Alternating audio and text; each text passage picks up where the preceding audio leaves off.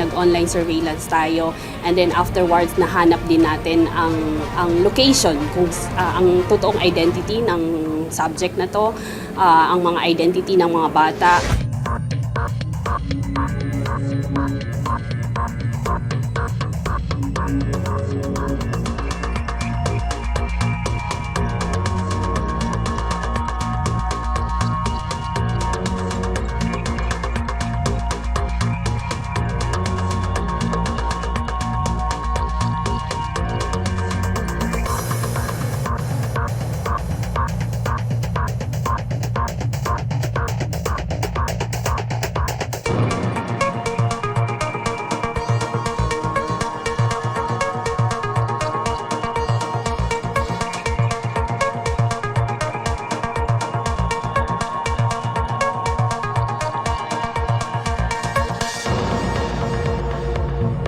Hinuhubaran, tapos pinipicturan, binivideo, pinapakausap sa mga foreigners habang nakahubot-hubad.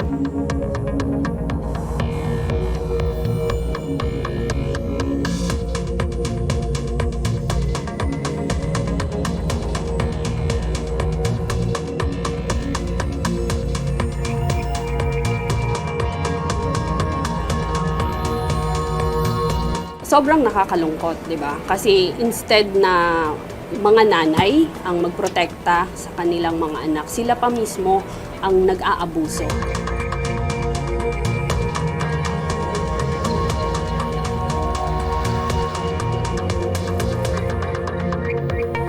Goal natin sa operation na to ay hindi lang para hulihin yung subject, kundi i-rescue yung mga bata na na-exploit sa ganitong paraan.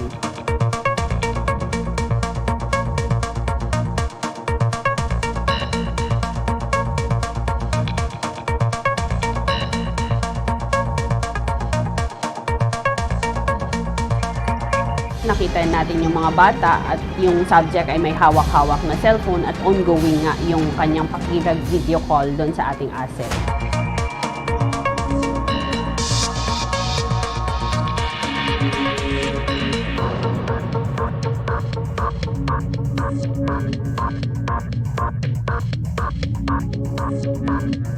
Sobrang dami na mga child sexual abuse and exploitation materials ang nakita natin sa kanyang mga devices.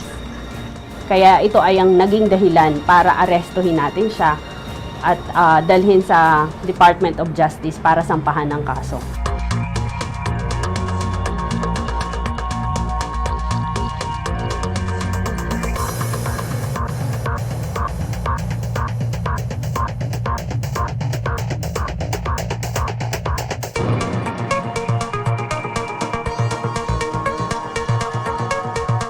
Tawarin niyo kung nasalo pa kayo sa ganung buhay ko. Yung kahit makulong sir, ayan lang po nilang malaya yung dalawa kong anak.